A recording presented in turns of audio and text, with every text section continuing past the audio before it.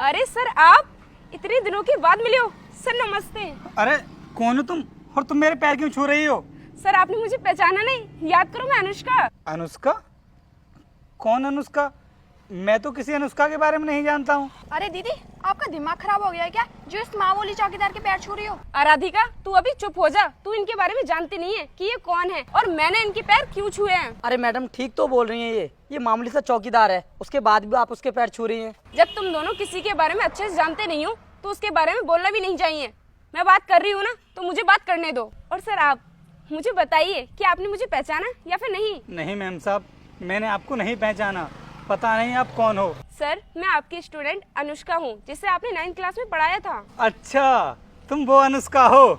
हाँ याद आ गया मुझे। अनुष्का, बहुत दिनों के बाद दिखाई दी हो ना, इस वजह से मैं तुमको पहचान नहीं पा रहा हूँ। और बताओ कैसी हो तुम? सर मैं तो एकदम बढ़िया हूँ, लेकिन आप इस सिक्योरिटी गार्ड की यूनिफॉर्म में मैं कुछ समझी नहीं। हाँ अनुष्का, कुछ मजबूरी और हालात ही ऐसे थे कि मुझे सिक्योरिटी गार्ड की नौकरी करनी पड़ रही है। सर आपके पास तो सब कुछ था, आपके पास किसी भी चीज की कमी नहीं थी, फिर आपको इस सिक्योरिटी गार्ड की नौकरी क्यों करनी पड़ रही है? अरे दीदी, अपने बच्चों का पेट भरने के लिए कुछ ना कुछ तो करेगा ही वो।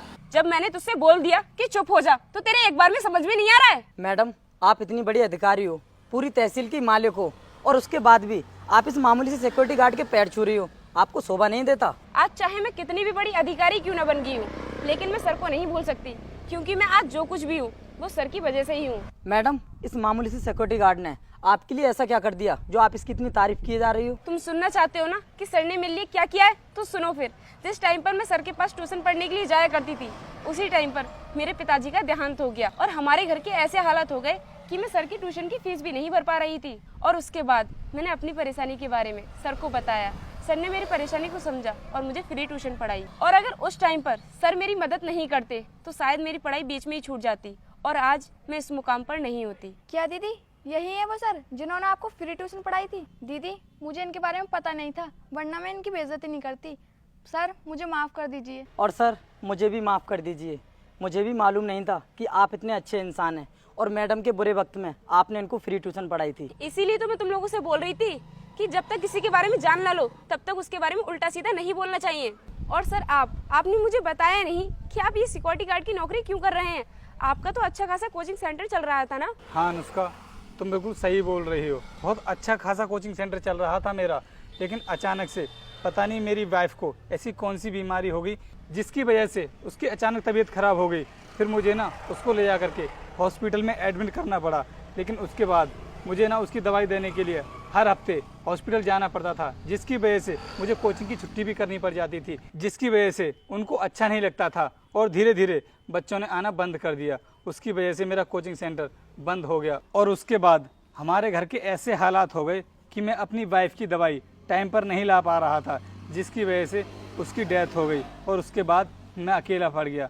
फिर मैंने सोचा कि अपनी ज़िंदगी को गुजारने के लिए कुछ ना कुछ काम तो करना ही पड़ेगा। फिर मैंने इस कंपनी में आकर के बात की तो इन्होंने मुझे सिक्योरिटी गार्ड की नौकरी दे दी और तभी से मैं इस कंपनी के गेट पर सिक्योरिटी गार्ड की नौकरी कर रहा हूँ। सर आपके साथ जो कुछ भी हुआ उसका मुझे बहुत अफसोस है, लेकिन सर आपको मुझे एक बार जरूर बताना चाहिए था, क्योंकि आपने मेरे बुरे वक्त में मेरी मदद की थी, तो क्या मैं आपकी मदद नहीं करती?